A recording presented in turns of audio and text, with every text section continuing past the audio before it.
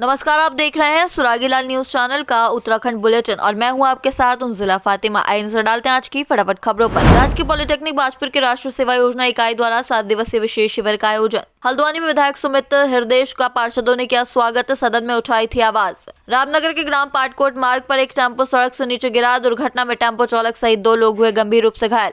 Kumaon premiere league के लिए trial शुरू। जसपुर में करंट लगने से हाथी की मौत। जवाहरलाल नेहरू जिला चिकित्सालय की चिकित्सा प्रबंधन कार्यकारिणी समिति की हुई बैठक। खटीमा में 2 दिवसीय विक्रेता विकास कार्यक्रम वेंडर डेवलपमेंट प्रोग्राम का उद्घाटन। तराई में सरकार ने किसानों को ग्रीष्मकालीन धान लगाने की दी सशर्त छूट। माड़ा हिमस्खलन मामले में 5 मजदूरों की तलाश तेज।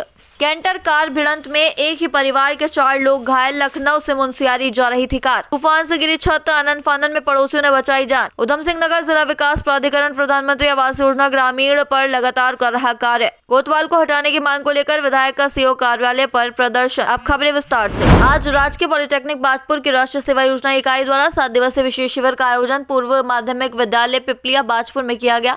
इस अवसर पर ग्राम प्रधान प्रतिनिधि विकास शर्मा द्वारा फीता काट कर शिविर का शुभारंभ किया गया। शिविर में डॉक्टर अनिल कुमार सिंह प्रधानाचार्य राजकीय पॉलिटेक्निक बाजपुर, बाबूराम सिंह प्रधानाचार्य पूर्व माध्यमिक विद्यालय पिपलिया, मिनी ओझा, एनएसएस कार्यक्रम अधिकारी भूपेंद्र बिष्ट, ममता राणा, विनय शर्मा, प्रमोद कुमार, अदिति चंद रजवार, संगीता भास्कर, मोहम्मद उरूज, अजय कुमार उपस्थित रहे। हल्द्वानी में विधायक सुमित हृदयेश का नगर निगम के पार्षदों ने जोरदार स्वागत किया। बीते दिनों विधानसभा के बजट सत्र के दौरान विधायक सुमित हृदयेश ने पार्षद निधि आवंटित किए जाने को लेकर सदन में पार्षदों को सभासदों की जोरदार वकालत की थी, जिसको लेकर आज सभी पार्षदों ने विधायक सुमित का आभार व्यक्त करते हुए उनका स्वागत किया। संवाददाता दीपक अधिकारी की रिपोर्ट। तुमको बुलाऊंगा एक एक करके सब हमारे विधायक जी का सब मान्यता। पंचायत ऐसे लोग होते हैं जिनसे सबसे ज्यादा आकांक्षा आम जनता की होती है और बाकी सब पे, चाहे ग्राम प्रधान हो, जिला पंचायत हो, क्षेत्र पंचायत सदस्य हो, उन पे तो निधि आती है, पार्षदों पे कोई अधिकार ही नहीं है। तो या तो वो अपने क्षेत्रीय विधायक पे निर्भर है पूरी तरह, या फिर पूरी तरह नगर निगम के में जो महापौर है या नगर पालिका चेयरमैन है उस पर निर्भर है। तो पार्षदों को अवश्य स्वतंत्र निधि मिलनी चाहिए। अन्य राज्यों की तरह, जैसे दिल्ली है, अन्य राज्य हैं, वहां पे पार्षदों को निधि मिलती है, अवश्य वो मिलनी चाहिए। और इनके जो अधिकार है कहीं ना कहीं उनका हनन हो रहा है। तो मेरे को खुशी है, मैंने तो उठाया ऐसे ही था, लेकिन आज उसकी वो रील चल गई तो सब सम्मानित पार्षदों ने देखा तो उन्होंने कहा कि आके धन्यवाद देते। लेकिन मैं इनका धन्यवाद देना चाहता हूँ। आप लोग ऐसे लोग हैं, मजबूत स्तंभ हैं, बार बार आप जीत के आते हैं और बार बार जो क्षेत्र में आप लोग कार्य कर रहे हैं वो बधाई के आप लोग पात्र हैं। आपको बता दें, शुक्रवार को ग्राम बहराकोट अमगढ़ी पाटकोट निवासी प्रकाश सुयाल अपने टेम्पो से ग्राम पातले निवासी महेश चंद्र सती के साथ रामनगर से अपने घर की ओर जा रहे थे। इसी बीच भलोन से 3 किलोमीटर आगे टेम्पो एक बैंड पर अचानक अनियंत्रित होकर सड़क से करीब 20 मीटर नीचे जा गिरा। टेम्पो में सवार उक्त दोनों लोगों की चीख पुकार के बाद आसपास के ग्रामीण मौके पर पहुंचे और दोनों लोगों को कड़ी मेहनत के बाद नीचे गिरे टेम्पो से बाहर निकाला और 108 की मदद से उपचार के लिए रामनगर के सरकारी अस्पताल पहुंचाया। संवाददाता राजीव अग्रवाल की रिपोर्ट। ये भलोन से करीब 3 किलोमीटर आगे पाती की रोड में गिरा है नीचे, और रात की जो लाइट जला के जा रहे थे, किसी औरत ने देखा, हमारे वहाँ गांव नीचे गांव है, तो उन्होंने कहा कोई गाड़ी गिर गई है ऊपर। तब हम लोग वहाँ पर देखा तो गए, हम फिर गाड़ी मंगाई वहाँ से, फिर हम 5-7 लोग गए वहाँ, तब तक ये जो है नीचे गिरे थे वहाँ पर। कितने गहरे के नीचे गिरे? करीब 15-20 में होगा। ऊपर से एक रोड है, उसके बाद दूसरी रोड में ये ऊपर से ही, जहाँ से नीचे से गए थे ऊपर को, तो नीचे आ गए। 15-20 मीटर? हाँ, इतना लगा। तो कौन कौन लोग हैं? एक हैं प्रकाश सुयाल बहराकोट के हैं, वो टेम्पो चालक हैं वो, और एक महेश सती हैं, लोकमणि सती पातली। तो अब कहाँ आए हैं? इस समय हम रामनगर में हैं। इलाज चल रहा है? हाँ, इलाज चल रहा है। एक को तो रेफर कर दिया है काशीपुर को, महेश चंद जी का इलाज चल रहा है। हल्द्वानी में आगामी 16 मार्च से शुरू होने वाली कुमाऊं प्रीमियर लीग के लिए आज से ट्रायल शुरू हो गए हैं। शहर के मिनी स्टेडियम में आज पहले दिन नैनीताल जिले के 230 फुटबॉल के खिलाड़ी ट्रायल देने के लिए पहुंचे। आयोजकों का कहना है कि कल उत्तराखंड के अन्य जिलों से ट्रायल देने के लिए खिलाड़ी पहुंचेंगे। संवाददाता दीपक अधिकारी की रिपोर्ट।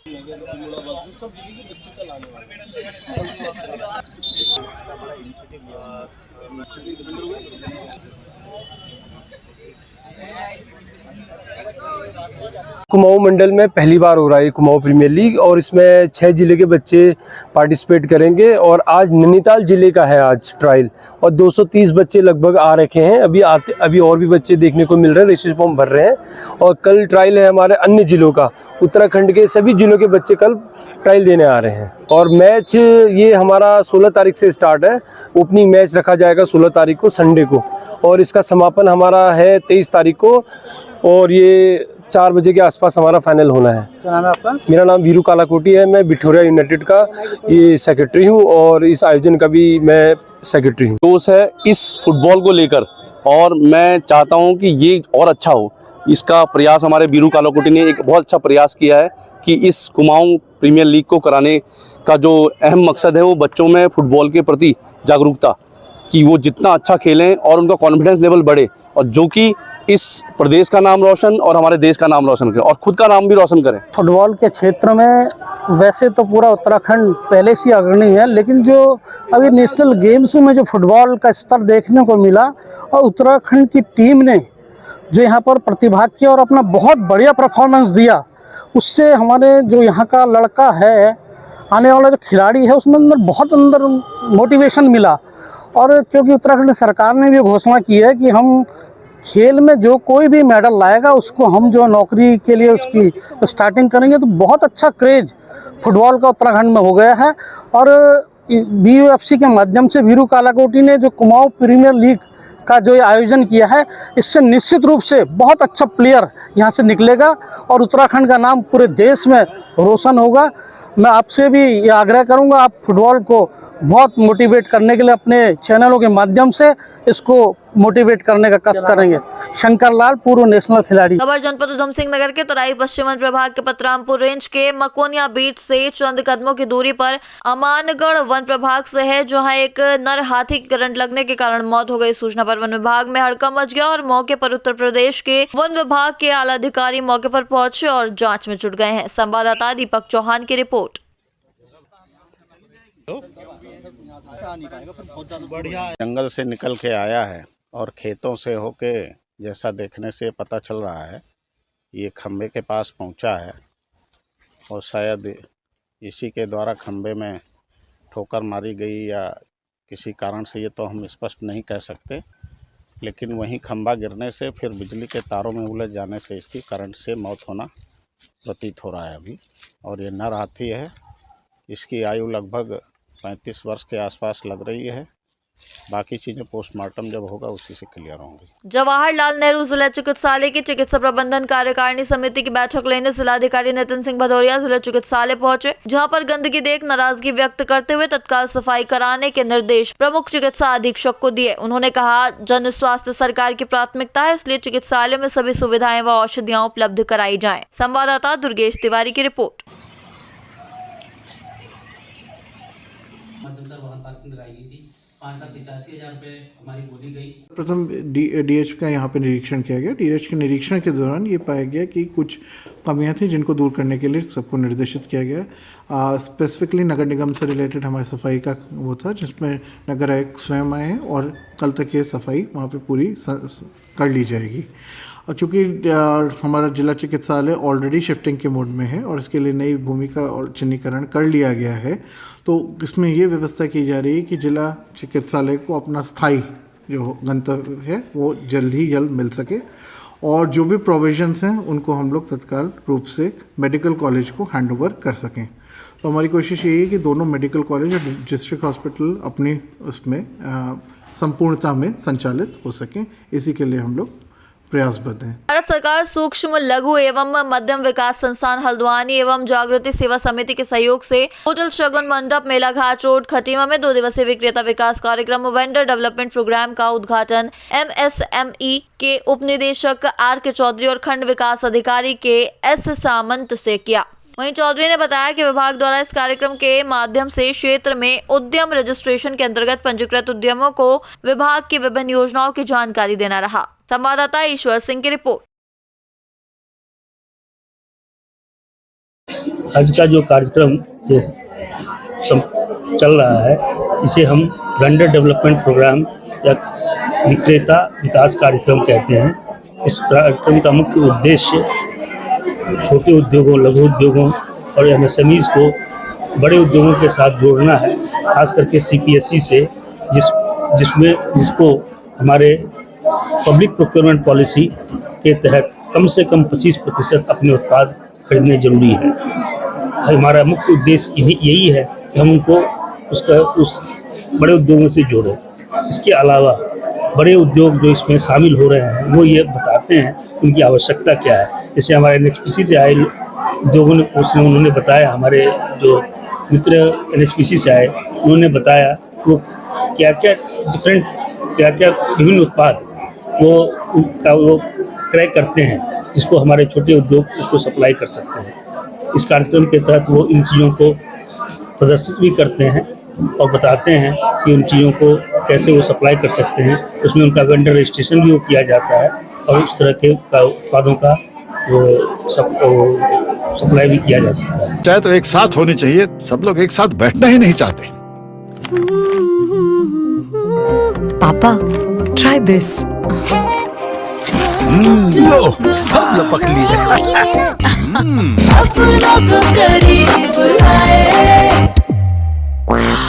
ये क्या हाल कर दिया है रूम का? बस कल से चाय मेरे रूम में। देवर पान नमकीन। तराई में सरकार ने किसानों को ग्रीष्मकालीन धान लगाने की सशर्त छूट दी है। सीएम पुष्कर सिंह धामी ने कहा कि ये व्यवस्था केवल 31 मार्च 2025 तक लागू रहेगी। गेहूं की कटाई के बाद खाली खेतों में किसी भी दशा में ग्रीष्मकालीन धान नहीं लगाया जाएगा। जानकारी के अनुसार वर्ष 2024-25 में खेती के लिए फसल चक्र नहीं अपना सके किसानों को मक्के के बीज उपलब्ध न होने के कारण राहत दी गई है। संवाददाता दुर्गेश तिवारी की रिपोर्ट।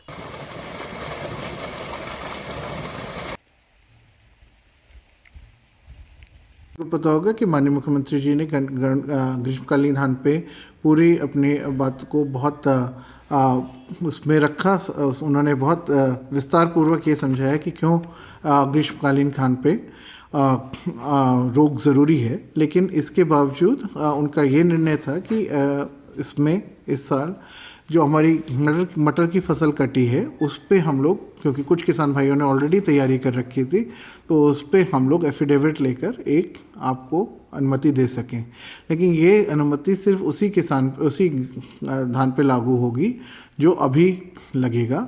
जो हमारा गेहूं कटकर जो धान लगाने की प्रक्रिया है उस पर पूर्णतः प्रतिबंध जारी रहेगा और उसमें तिथियां बता दी गई हैं। 31 मार्च के बाद कोई भी धान लगाने पे रोक जारी रहेगी। माड़ा हिमस्खलन मामले में आज 14 मजदूरों को रेस्क्यू किया गया। अभी तक 47 मजदूरों का सफल रेस्क्यू किया गया है। 5 मजदूरों की तलाश तेज कर दी गई है। राहत और बचाव कार्य युद्ध स्तर पर जारी है। सीएम पुष्कर सिंह धामी भी पल पल की अपडेट ले रहे हैं। गंभीर घायलों को हायर सेंटर रेफर किया जा रहा है। संवाददाता सुनील राज की रिपोर्ट।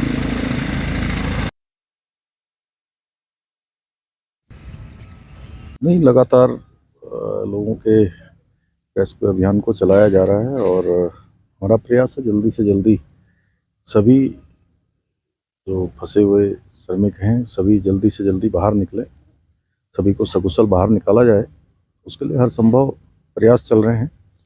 आदरणीय प्रधानमंत्री जी ने भी अभी दूरभाष पर सारी जानकारी ली है और हर संभव सहायता का उन्होंने आश्वासन भी दिया है। और पूरे प्रदेश भर के अंदर अन्य जगह पर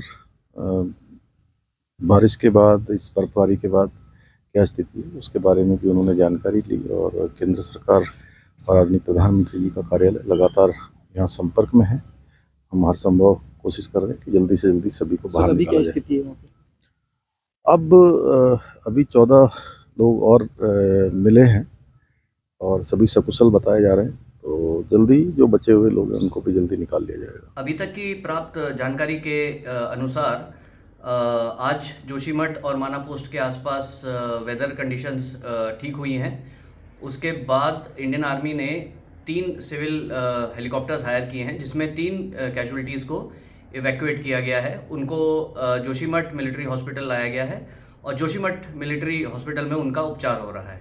इसके अलावा एक अच्छी खबर में 14 और लोगों को सकुशल निकाल लिया गया है। इन 14 लोगों में तक एक बंदा है जो थोड़ा सा जिसकी इंजरी ज़्यादा है, उसको भी जोशीमठ मिलिट्री हॉस्पिटल में लाके उसका उपचार किया जाएगा।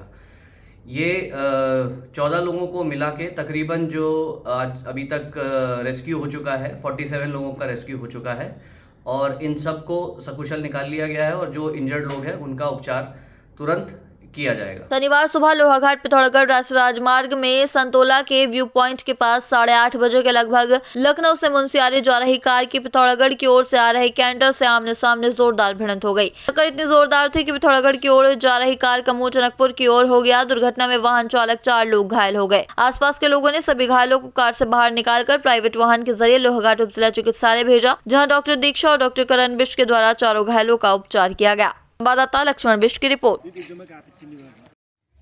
उनको हमने एक्सरे के लिए भेजा हुआ है अभी, और एक के सर पे चोट थी, उस पर हमने टाके लगा दिए हैं। बाकी उनको अगर हो सकता है हम सीटी के लिए भेजें आगे। बाकी एक महिला के अंदर जबड़े की तरफ लगी हुई है, एक बार उनको हम डेंटिस्ट को भी दिखाएंगे अपने यहाँ। अभी तो जब तक एक्सरे नहीं तो हम स्थिति के बारे में बोल सकते हैं, बाकी 2 की स्थिति ठीक लग रही है। खबर जनपद उधम सिंह नगर की खटीमा से है, जहां खटीमा के इस्लाम नगर गोटिया वार्ड नंबर 4 निवासी मोहम्मद रफीक के घर की छत गिर गई, जिसमें आनन फानन में पड़ोसियों ने उनकी जान बचाई। गौरतलब है कि उत्तराखंड में खराब मौसम के चलते बीती रात सोते समय अचानक से भरभरा के छत की चादर गिर पड़ी। इस घटना को लेकर वार्ड मेंबर रईस अहमद को सूचना दी गई। उन्होंने प्रशासन तक पहुंचते हुए हर तरह से मदद कराने की बात कही है। संवाददाता ईश्वर सिंह की रिपोर्ट। बहुत 5:30 बजे ये घर पर रोते पीटे मेरे घर पे आए, बोले ये पड़ोसियों ने बचा लिया इनको, और पड़ोसियों ने बचाया तो ये तो दबी गए थे, मगर ये किसी आमने सामने वालों ने सारों ने बचा लिया इन्हें। और ये चाहते हैं सरकार से मदद मिले। सारा जो भी था गरीब आदमी है जो बेचारे, बहुत सूचना भी मैंने करी, वहाँ तहसील में भी मैंने सूचना करी, मगर वो फूल नहीं उठ पाया। तूफान आया बहुत तगड़ा और बिजली गिरी तो जो से नीचे गिर गया। हम लोग अंदर फंसे हुए थे, पड़ोसी निकाला हमें, और हमें बहुत गरीब इंसान कहाँ से क्या करें, कोई इंतजाम है नहीं। एक लड़का है कमाने वाला, उसके 2 छोटे से बच्चे हैं, और वो अकेला कमाता, हमसे कमा नहीं आता। हम 2 मियाँ बीवी हैं, मात्रा और वो हैं। और आप सरकार हो, आप नहीं देखो तो फिर कौन देखेगा। और हमारे में इतना भी नहीं है जो आज खास शाम को मतलब कर लें, 100-200 कमा लाते, वो लड़का खर्चा कर लेता है बेचारा। हमारे बस की बात है नहीं कि हम कमा के अपना कुछ कर लें। अब आप ही देखो हमारी तरफ, हमारे हालात को देखो, हमारे घर मकान को देखो। हमारे बच्चे दब गए थे, पड़ोसी निकाला हमें, ना हम दबूनी मर जाते दब के। पड़ोसी भाग पड़े बेचारे, सुनकर रो पीट की आवाज़ सुन के, तो उन्होंने खींचा बेचारों को भी चोट फिर थोड़ी बहुत आई खींचातानी में, और हमारी भी गुम चोट लगी बहुत। अल्लाह का शुक्र था जो अल्लाह ने बचा दिया। मैं हाथ धो के ना हमारा पूरा घर ही नष्ट हो जाता, 4-6 जनों का। बहुत परेशान है आप, हमारे हालात हैं। हमारी सरकार ज़्यादा से ज़्यादा मदद करे हमारे गरीबों की। हम बहुत परेशान हैं, आपसे हम गुजारिश कर रहे हैं, हमारे हालातों को उनको देखिए। बहुत ज़्यादा परेशान है, ज़िंदगी से ज़्यादा परेशान है। हमारे कहीं इतना नहीं है जो अब हम बना लें कुछ। मोहम्मद रफ़ीक। उधम सिंह नगर जिला विकास प्राधिकरण प्रधानमंत्री आवास योजना ग्रामीण पर लगातार कार्य कर रहा है। जिले के बागवाला गांव में इस योजना के तहत 15 एकड़ भूमि आवंटित है, जिसमें 10 एकड़ भूमि पर गरीबों के लिए 1872 आवास मोनोलिथिक तकनीक से बनाए जा रहे हैं। इस प्रोजेक्ट में पार्क और व्यवसाय कॉम्प्लेक्स भी बनाया जा रहा है। भारत सरकार की एजेंसी वेबकॉस द्वारा निर्माण कार्य किया जा रहा है, जिसमें 4 मंजिला आवासीय भवन और व्यवसायिक कॉम्प्लेक्स का निर्माण किया जा रहा है। संवाददाता दुर्गेश तिवारी की रिपोर्ट।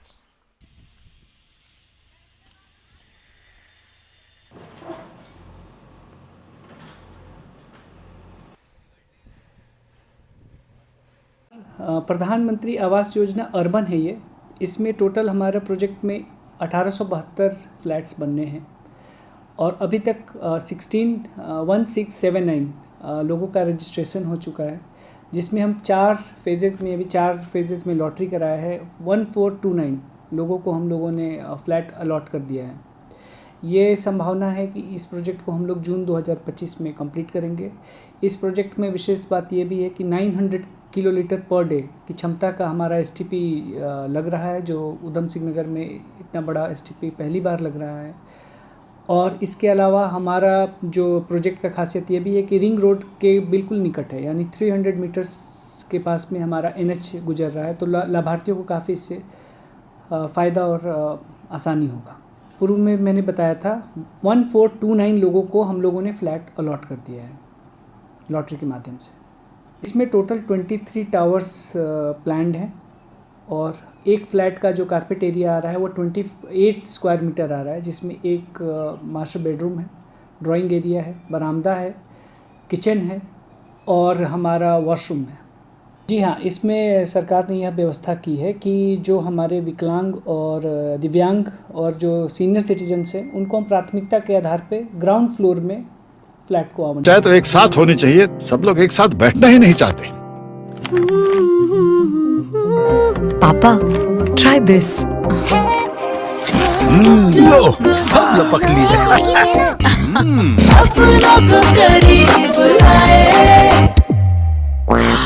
ये क्या हाल कर दिया है रूम का? बस कल से चाय मेरे रूम में। देवर पान नमकीन को किच्छा कोतवाल को हटाने व पुलिस द्वारा डिस्ट्रिक्ट कोऑपरेटिव बैंक के चुनाव के दौरान वरिष्ठ कांग्रेसी नेता हाजी सरवर यार खान को धक्के मारकर कोतवाली में बंद किए जाने से आक्रोशित कांग्रेसियों ने किच्छा विधायक तिलक राज अभड़ के नेतृत्व में सीओ कार्यालय पर प्रदर्शन किया। साथ ही किच्छा कोतवाल को हटाने की मांग की। कोतवाल को न हटाने पर एसएसपी कार्यालय पर प्रदर्शन करने व सड़कों पर उतरने की चेतावनी भी दी। संवाददाता राजू सहगल की रिपोर्ट।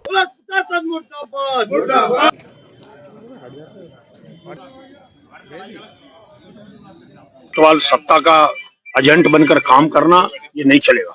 लोकतंत्र में सबकी बात सुननी पड़ेगी। झूठे मुकदमे यहाँ नहीं होने देंगे हम, और झूठा मुकदमा लिखाने के लिए सारा दबाव बनाया जा रहा है। इसके पीछे कौन लोग हैं धीरे धीरे सामने आ जाएंगे और उनसे भी लड़ाई लड़ी जाएगी जो इसके पीछे हैं। अब जो 3 साल चल गया, अभी अगले 2 साल अब इच्छा के अंदर दादागिरी ना पुलिस की चलेगी ना किसी की गुंडागर्दी हम चलने देंगे। आगे रणनीति आप देखते जाइए, समझने वाले समझ गए, जो ना समझे आना रही है। लड़ाई लंबी है। जांच की जाए और कोतवाल साहब ने जो मेरी बेइज्जती की है उसका वो जवाब दे, उनका ट्रांसफर किया। ये तो ये हर इज्जतदार आदमी को कभी भी उठा के कहीं चौराहे भी बेइज्जत कर देंगे। इनकी सरकार है, इनके सरकार का नशा इन पर चढ़ा हुआ है, तो वो तो आपे से बाहर है। कोतवाल साहब वही बोली बोलते हैं जो सरकारी मशीनरी उनसे कह रही है, उनका तुरंत यहाँ से ट्रांसफर किया जाए। आज के लिए बस इतना ही। ऐसी सभी खबरों के लिए जुड़े रहिए सुरागीलाल न्यूज़ चैनल के साथ। धन्यवाद।